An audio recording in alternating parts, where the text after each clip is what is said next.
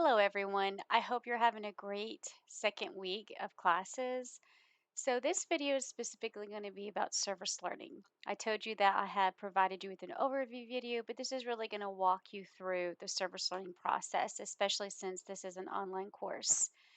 So, service learning really is a high impact practice. This assignment is specifically called service learning because you are going to do a blended of academic study and community service in a school setting. So, students in the SPED 2010 Introduction to Special Education course are required to complete 12 hours of service learning. These hours are a requirement in order to pass this course. You must complete these 12 hours as well as a journal and a written analysis reflection paper. So, all of this is part of this high impact practice here at Water State. So, for your 12 hours, you are going to have to complete an application. So, you will have to do 12 hours in an approved location or a learning site within a approved school system. So, what we do here at Water State is we have 10 surrounding counties that we serve, and we stick within those counties, which we have what we call MOUs or agreements with. So, students are required to pick from a required school system. Something that I wanted to note is that we do have a service learning coordinator here in the education department that does place students. So you must choose from the approved school system. So I wanted to kind of lay this out for you and kind of go through this um, with the intent of you following along with me or pointing things out that I find that you need to do or look at and read so that way this becomes much clearer. And then if you do have questions, I'm more than happy to meet with you in person, a Teams, a phone call. However, I need to support you in this process. We also have the service learning coordinator. She is wonderful. She will be very helpful in this situation. So, to get to the service learning information, you will find it underneath Module 1 Getting Started. So, the Module 1 Getting Started is where it's going to house that important information, such as like how you're going to be assessed, student resources that we were going to use in this course, your major assignments, etc. So if you click on service learning, that is where I am at right now. So the first section here you're going to be looking at is really going to be kind of giving you an overview of service learning. So schools that are not on the approved list can so you will complete an application, all students will, and you're going to submit some paperwork to Teams. And I'm going to show you that in just in a minute. And all this paperwork that you submit to Teams, all these documents will go through to the service learning coordinator, which is where she will help you get placed. Students cannot get placed unless they complete all the pre service learning requirements, which we will go over here in just a minute. But we have many school systems and approved locations that we have MOUs. We added, I think, 4 or 5 this year. So we have plenty for you to choose from. I do want to note that I know some students in this course are currently working in a school setting or at a school. I wanted to let you know that students who are employed in a school system are not allowed to complete their service learning hours at that school.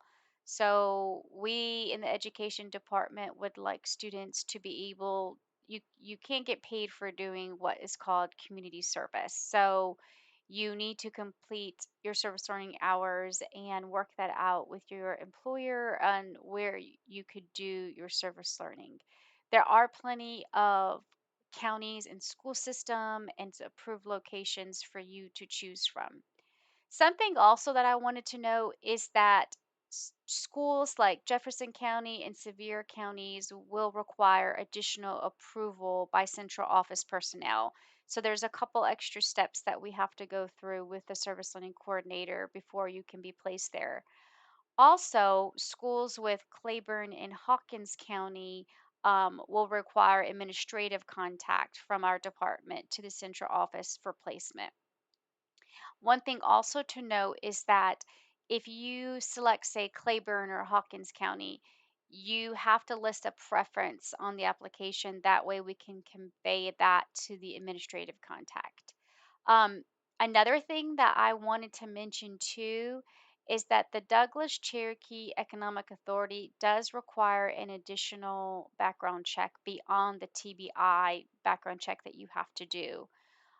So that's something to keep in mind. Now, I know Claiborne County, they have their own background check that they use, and you also have to complete a TBI background check for us.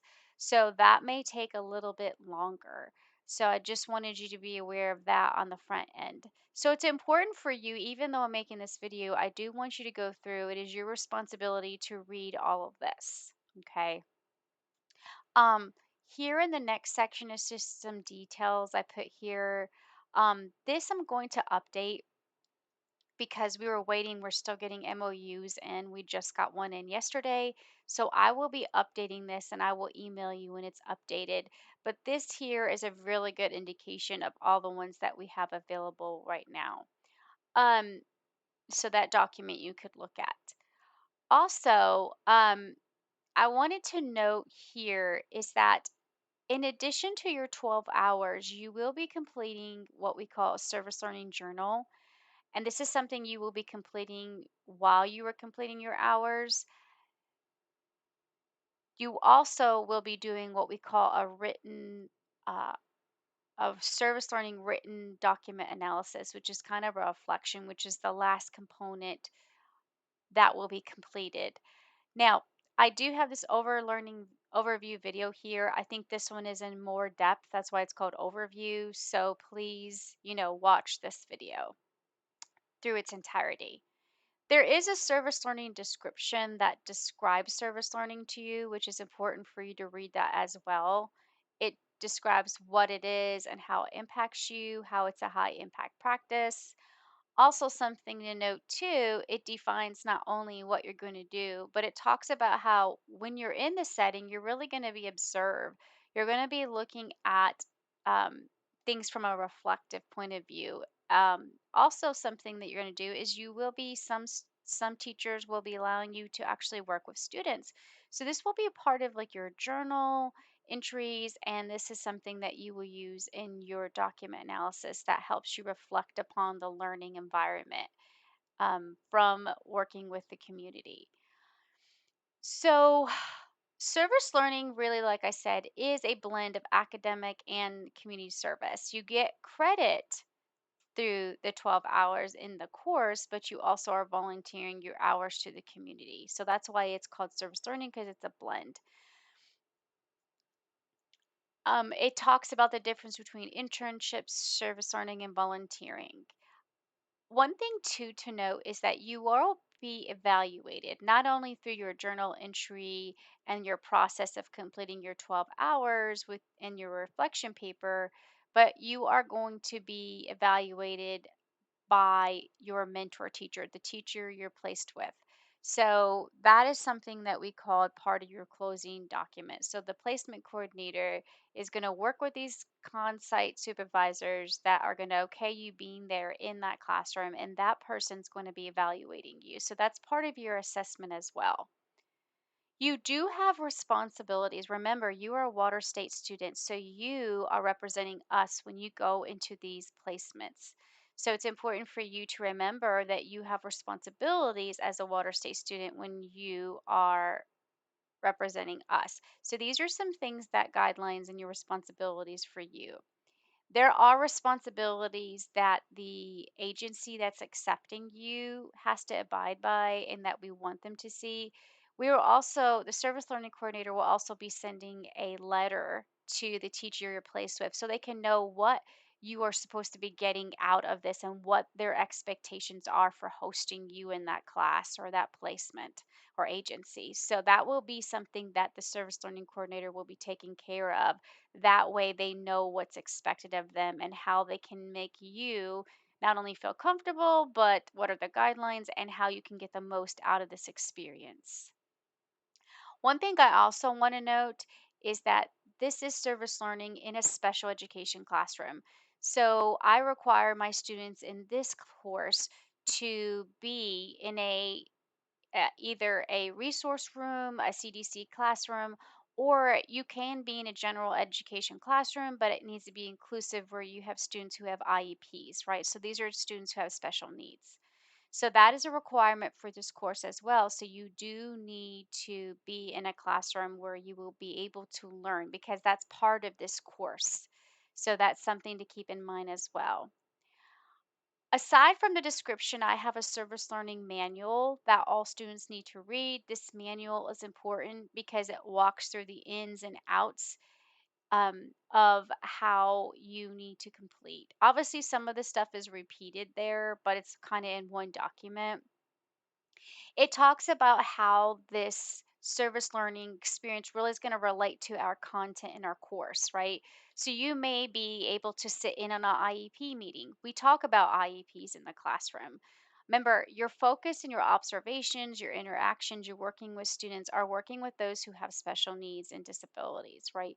So it's an inclusive classroom that you're going to be in. These are things that we're going to be talking about.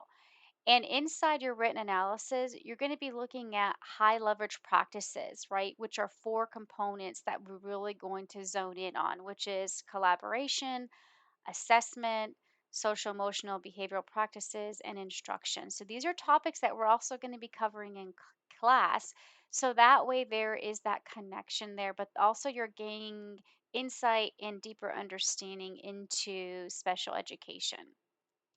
So there are some steps to get you started in the manual. It talks about how we go through the step-by-step process. There's a graphic here to show you. There's a timeline, if you will. So obviously the first thing is to read the manual, which you should be doing. You are going to complete the pre-service learning paperwork. You have to get liability insurance, which you will purchase. So that will either be through STA or Aon, which I will go over in a minute. And you also have to complete a TBI fingerprint and background check. So that's something that we'll talk about just in a moment. You also have to have permission from the school system, what we call referral confirmation form. That is stating that they do give that agency or school does give you permission to be there. That has to be completed before you can actually be placed into school. Once you get placed by the service learning coordinator, that's when you will get what we call the green light. You are not allowed to begin your hours until you get the go from me and or the service learning coordinator. Now, once you complete your 12 hours, you will have to have the teacher you are with sign off on your log each time you go into complete hours. So you will have a service learning log. And what that does is it just says the date you were there, what did you do that day. You will initial and sign it, and so will the teacher you're placed with, your mentor teacher.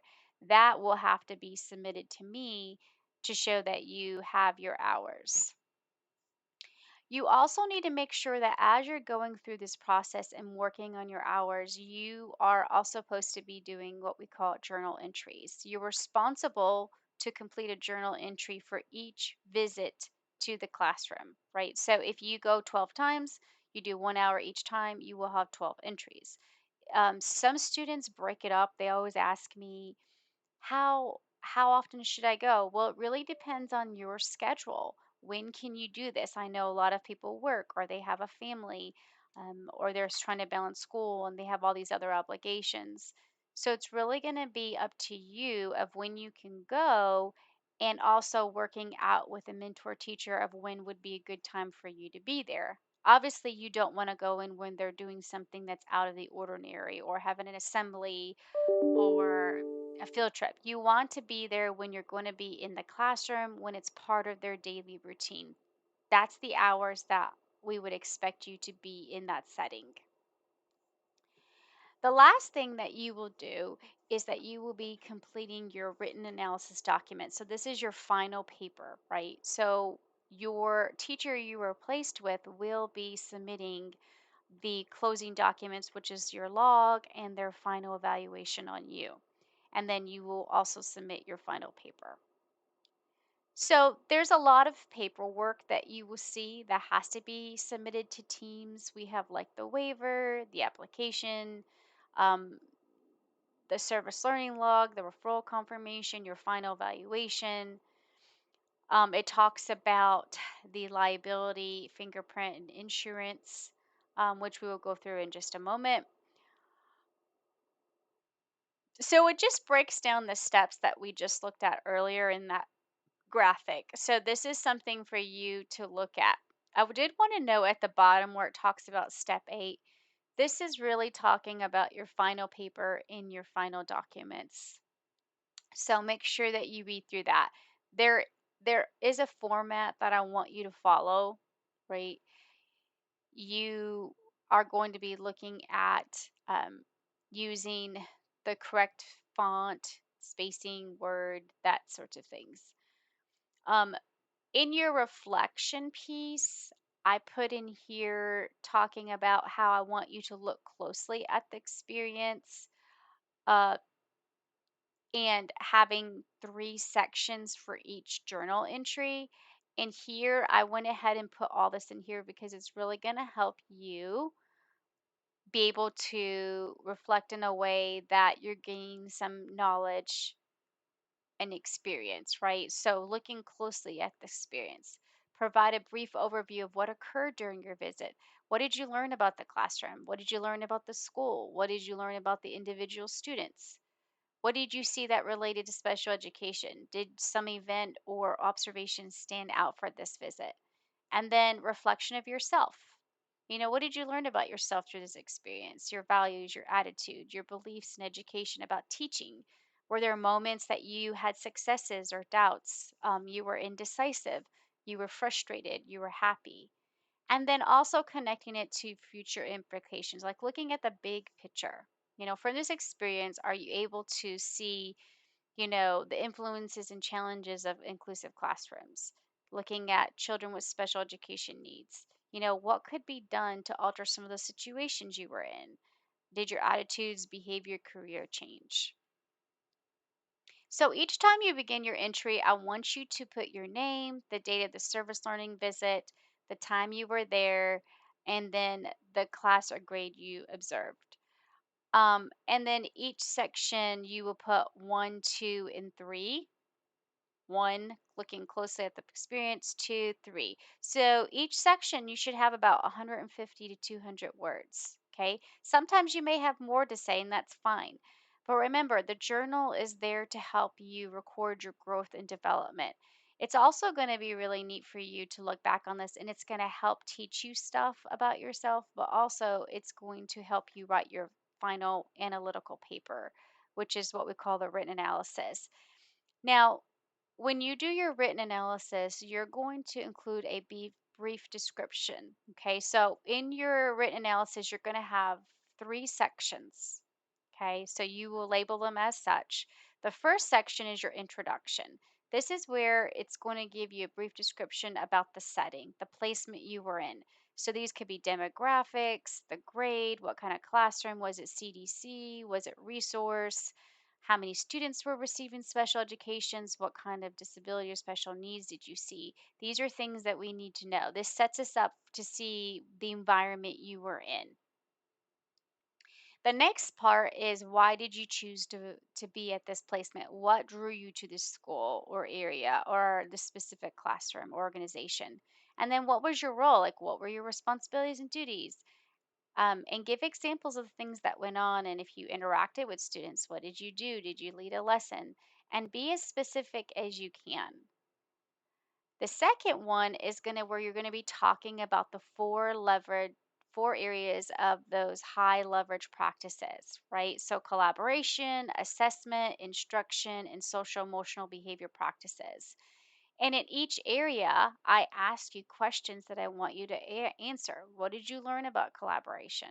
And then I want you to answer these questions. What you learned most about assessment, and then I have those questions. What did you learn about social emotional behavior practices? And what did you learn about instruction? And then you are going to close your paper. So really there's 4 sections because the fourth is your closing. And this is going to be where you connect everything, right? So you're going to look overall, what was your understanding of working with students with disabilities and educating them? Three things that you learned that's going to stick with you, and then three things that you feel you still would like to know more about. Okay, so that will be your paper. So make sure you read through that service learning manual. I would download it and save it because it's really going to help you if you going back and you're like, what did she say about that? And you don't want to watch the video. That's a really good place because that's what we're going to follow. Now, after the manual, you're going to see a section that's called Pre-Service Learning Application, Background Check, and Referral Form and Closing Document. Now, the easiest thing I can tell you is once you get to this section, this is where I would download and save what I call the service learning timeline and checklist. This is going to help you.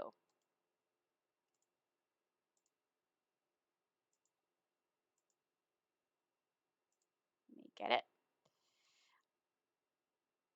It's also down here if you can click on it if the link doesn't work. The service learning timeline, timetable, and checklist is going to be something that you will find useful to make sure that you're completing what we call action items. It's just a way for you to keep on track with the due dates and to get everything you need done. So, the first thing you're going to do after you read everything that we just talked about and looked at, you need to make an appointment and complete what we call the TBI fingerprinting and background check. Okay. So there's really nothing for you to submit here, but you do need to make an appointment. And we're going to talk about that just in a minute. The next thing you will do after you make your appointment for your background and fingerprinting check is you're going to join what we call a teams, right? So you're going to join a service learning team in Teams, and you will join with this code. So you can copy it and paste it in the Teams code. This is going to allow you to have access to Teams, and inside your name, you will have a notebook. And you're going to upload all of your pre-service learning documents into the service learning team. Now, like I mentioned, we do have a service learning coordinator. She is responsible to make sure you get placed and to make sure that you are turning in your items. Now, the pre-service learning documents that you need to submit to Teams is going to be your application for service learning, your acknowledgement of risk, your proof showing you have purchased liability insurance, and your VECHS form, your VEX form. Okay. You have to have permission from me, as well as all the paperwork submitted here, before you can contact a school. Okay. Contacting a school before these things are done, all these things, is going to result in any hours that you do outside of that does not count. So let me reiterate. If you don't do all these things and you reach out to school and you start going to school and completing hours, none of those hours are going to count. You have to have the green light from me before saying that it's okay to begin your hours before any of those hours can count. Now, before you can get the go from me, you do have to have what we call a service learning referral confirmation. Okay, this must be submitted to the team before your hours can start and before you can begin. Something that I need to tell you too is that your mentor teacher, the person you're placed with, will have to complete both the log sheet and final evaluation. Okay, so these documents will be submitted to me, not by you, but they will be emailed to me by the mentor teacher. So she can email them to me, or she can, or they can mail it to the school. Really, it's up to you. But it does not need to go to eLearn, and I will show you the email address, and it will not need to be in submitted into Dropbox because there's no place for it there. Now, what items will be submitted to Dropbox, of course, is going to be your journal and your written analysis. So those two things will be put into our course in Dropbox. So the checklist is important, just like the manual. The next thing I want to go over is I want to show you that there is a video here showing you how to join with a Teams code. This is very useful, especially if you're unfamiliar with Teams, and it's going to show you how to join. And again, there's the code for you that you're going to have to use to join because this is how you're going to submit your service learning paperwork. Now, you will submit the following items: your application for service learning, your acknowledgement of risk, your proof of liability insurance, your TBI fingerprint and background check, a VCHS waiver, and your service learning reform. All for referral form. All those will be submitted to Teams. Now, there is a document here that is very useful. It is how do you upload a document to your service learning one notebook. This is very helpful to walk you through how to submit these to Teams in your notebook because this is where all the stuff will go for us to be able to look at. Now, you of course will have those closing documents. Those are the documents that we talked about that your mentor teacher is going to be completing. That's going to be your service learning log for your hours that you're there and also your final evaluation, which will be completed by the mentor teacher. And these documents will be sent to me by the mentor teacher, either, like I said, through my email that I give, or it will be mailed to me to the school. Okay, so you've looked at the table and checklist. Let's look at the application.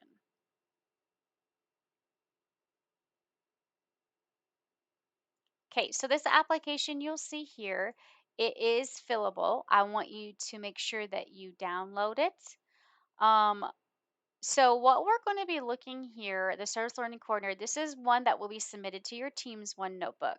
So you're going to fill this out completely. So this is for fall or spring of what, 2024. You'll put the course, SPED 2010.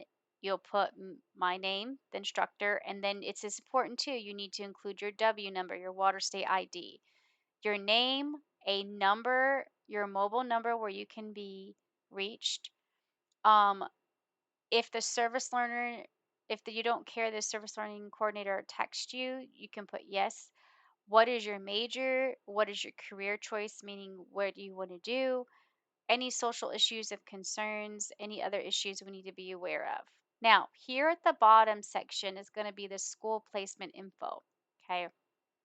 Keep in mind the service learning coordinator is will try to accommodate you the best they can given your request, but it's not always a guarantee. Okay.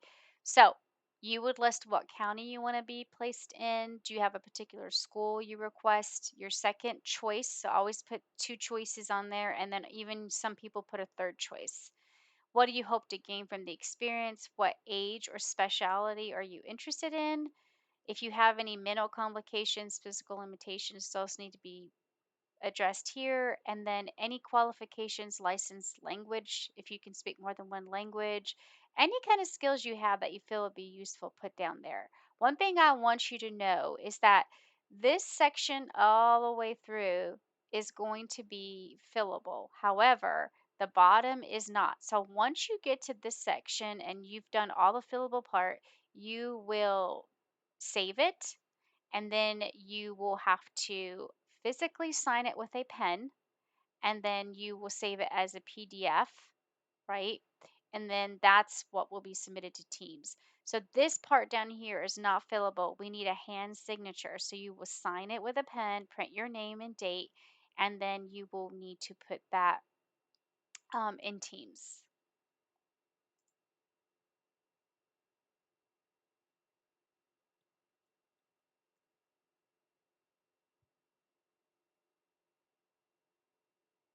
The next one is the service learning release hold harmless. This is saying that you understand that you have been granted permission to be in the following learning. And then you will put the date and then sign your name. Okay, that will also be put into Teams. The next one is the VECHS, which we call VEX waiver. This also, you need to read this and you need to sign it. This is really connected to your background check. So, what this states is that you understand that until you complete your criminal history background check, um, you will have denied access to children with disabilities or any school setting.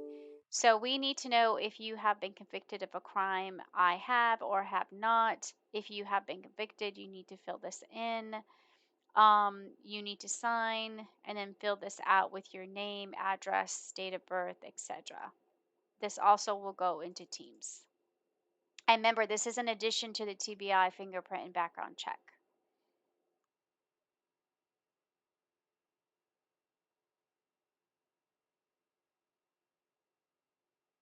Okay, this is going to help you schedule your TBI fingerprinting and background check process. So you have a link here, and you are going to make sure you read this very carefully because I've had a situation in the past where someone did not put our ORI number and they did the fingerprinting and we never were able to get the results. Okay, so this is important for you to take time and really read this and go step by step. So, what I tell students is to open this register with Identigo in a new window and you'll see what it looks like here. Okay, so what you're going to do is there are instructions to walk you right through it. Okay, this is how you make an appointment for your fingerprinting and background check. It even tells you what to put. So, first thing you're going to do is you're going to do digital fingerprinting. Okay, schedule a new appointment. Okay, now what you're going to see here, it says it will ask you for a service code. Click that you don't know your service code. Then, where it says agency name, you're going to put non DCS child care adoption providers. So there's a drop down menu, non DCS child care adoption providers, and hit go. Okay, where it says applicant type, you're going to choose child related worker, volunteer, private. There's a drop down menu. Child related worker, volunteer, private, hit go. Okay, now here's where you can get in trouble. You must put in exactly as it is written. You have to put the Water State Community College's ORI number. This ORI number allows us access to your background check from TBI. So you will copy, don't copy the period, but copy. And that is what you're going to paste inside of the ORI number field. And you will hit go. You'll see it says you have selected to be fingerprinted for Water State Community College teacher education. Is this correct? You're going to hit yes. Okay, so you will agree with the terms that you are going to be completing a background criminal history request. Hit go. Then you're going to hit a zip code. Now, this is the zip code that's closest to your location of where you live. So, this is going to determine the closest location to go get this done. Okay, so let's say you're in Morristown. You'll see here that there are several areas that come up that are close to the zip code I entered. Okay, so one thing to note, if it says schedule and you can hover over it and it looks like you can use a pointer to click on it, that means they have an opening. Okay, the only thing that you're going to be bringing with you is you will be bringing with you your driver's license. You have to have a state ID or driver's license in order to be able to complete this, okay, when you go.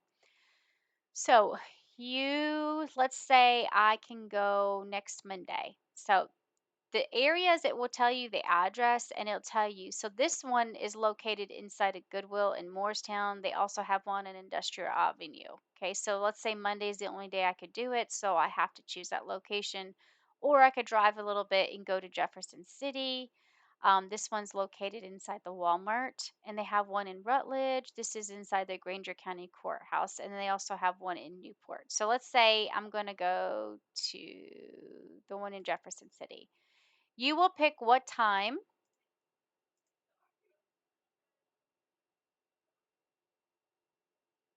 And once you click on the time and once it loads, it's going to ask you to complete information, right? Your information. So you're going to have to, okay? So you'll have a pop up that comes. Um, it's just informing you that any information that's incorrect or falsified, you cannot get fingerprinted then. Okay, so it's important for you to complete the entire registration process all the way through.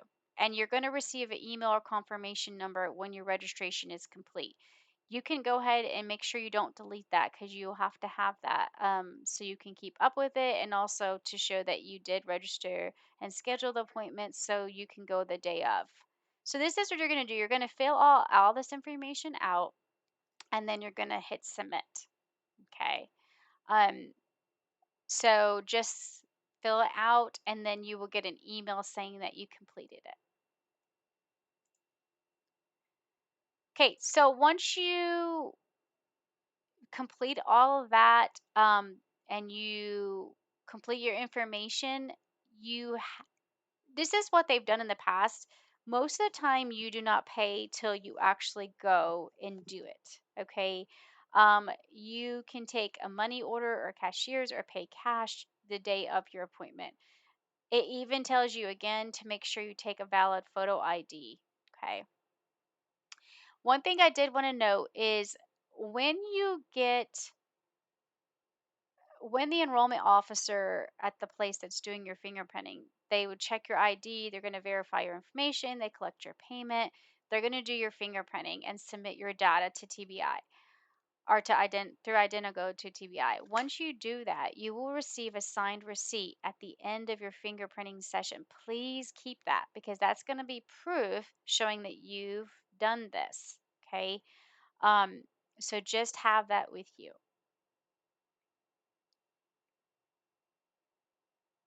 Okay, so here's some information that it says to be prepared to provide the fingerprinting people that are doing it.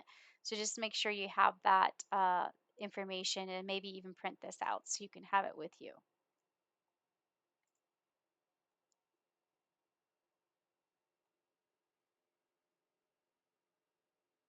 Okay, so we talked about having to have liability insurance. Liability insurance protects you while you're in the classroom.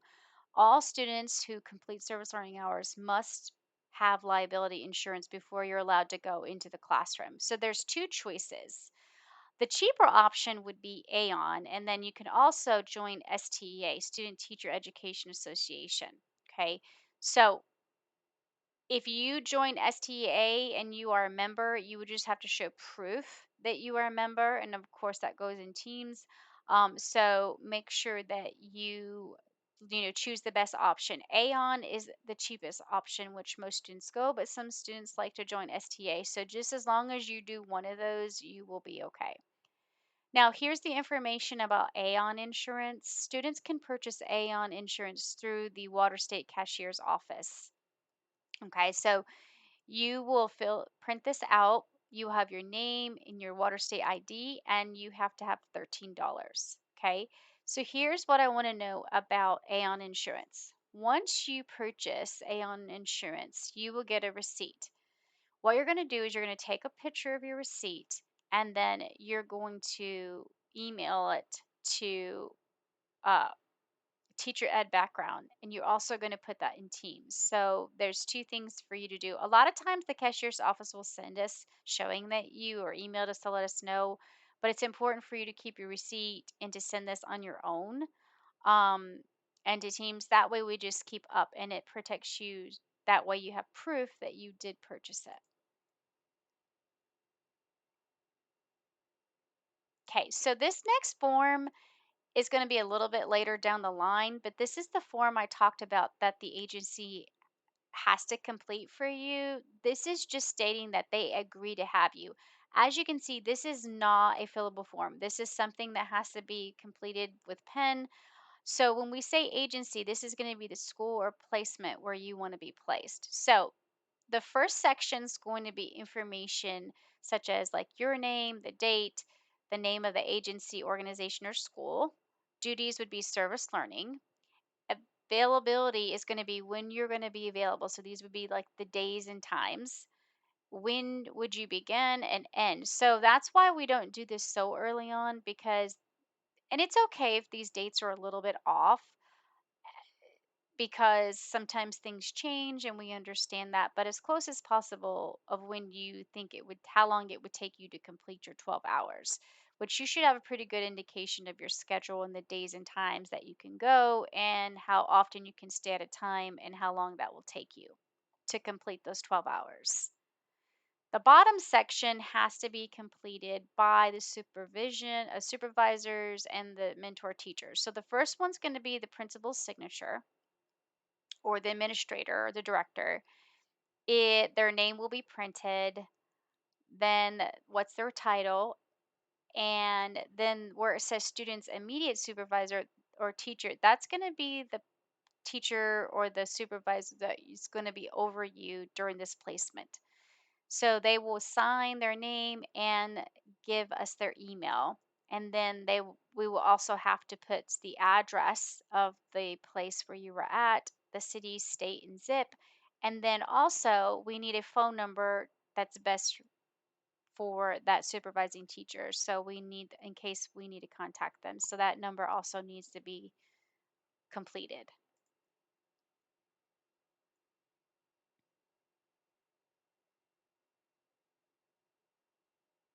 Okay, so here are the closing documents that I talked to you about. These closing documents are what your mentor teacher will be completing. This is the log sheet and then the final evaluation. So you see here, this is fillable for them. You will, they will put your name, they will put their name, and they will put their phone number. And they certify that you've done a total of 12 hours. And then they're going to grade you, right? So this is the criteria that we're looking at while you're in their placement. Okay. The bottom will also say if they are willing to continue working with Water State, what is the most significant task or thing that stuck out to them that you did, and any additional comments, and then they will sign it. The bottom is going to be your log. This is where they're going to put the day, time, number of hours, what did you do that day? You will initial and they will initial, and then the total hours you completed.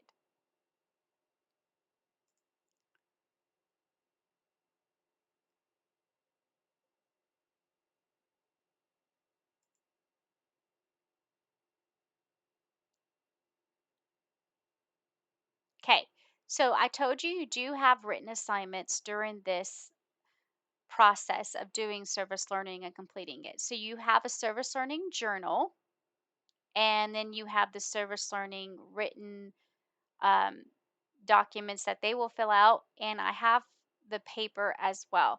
So these are PDF. Please read through the rubric. The rubric is how I'm going to grade you. That's how it is broken down. So it is here for you. Please look at it. It breaks down the criteria. Okay, so you get points for your paperwork. So there's a possibility of 10 points there. There is a point scale for your writing quality, your description of the service learning, your reflection of yourself, implications in the future. So you'll see I even put final paper, right? So you're getting credit. Essentially, I'm grading you on your paperwork and completing the process of that on your pre-service learning paperwork. You get points for your journal entries, and then I'm also grading you on your final paper as well. Okay. So with this, I want you to see in this rubric, I do have it broken down into the points scale of the criteria, but also by how I'm going to grade you of a possibility of points and how many points you get awarded for each. You'll see that I'm looking for you to not only as far as your writing quality, as far as being a college student, but I'm looking at if you are going back to the manual and you're filling out all this information, you're looking at all the sections that I told you to look at in the reflection journal.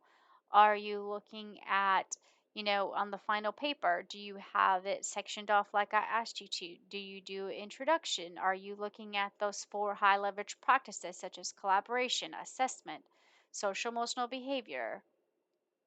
instruction, and then you also did your closing, okay? And then your total points here. So it's important for you to, as a student, to read this rubric and to understand it. I always tell students read it first before you start writing your paper in your journal, and then read it after to make sure it's kind of like a checklist that you're hitting all these important points.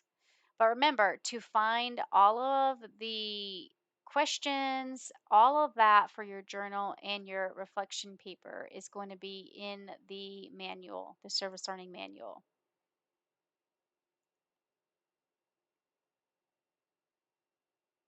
Okay, the journal is here.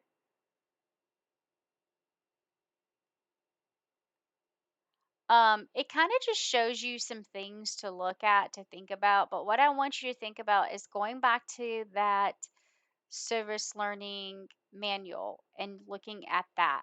Okay, this is an example of how you would answer that. Um, but remember, you are to do exactly like I said in the manual. But this just give you an idea of how you could set it up, kind of like your prologue, making sure you write that, and then using the manual to help you write those and what I want you to look at.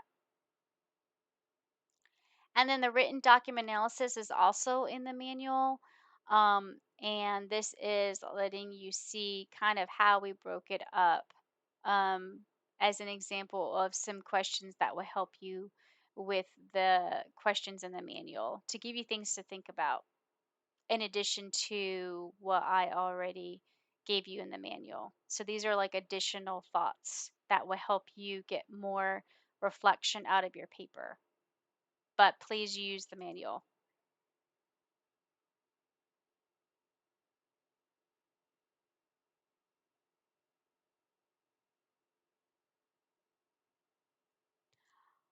Well, that is all for service learning. I know I told you this is going to be a long video because the other one was an overview, and this is really in depth. Please, please read through all of this. You'll notice their dates are there. The due dates are also in our course curriculum schedule, so please keep up with dates. And remember, you have lots to do with this. So I know this is a lot. That's why I'm telling you if you have questions, please reach out. I'm available to meet with you over the phone. We can schedule a meeting for in person or we can even do Teams. But please reach out if you have questions or confused about anything. I'm here to support you through this process. All right, guys, I'm excited for you. Once you get through all of this pre service learning paperwork and we finally get you placed, I'm excited for this experience for you. I think you're going to take a lot from it, and I think it will help you grow and learn as a educator. All right, guys, until the next video, take care.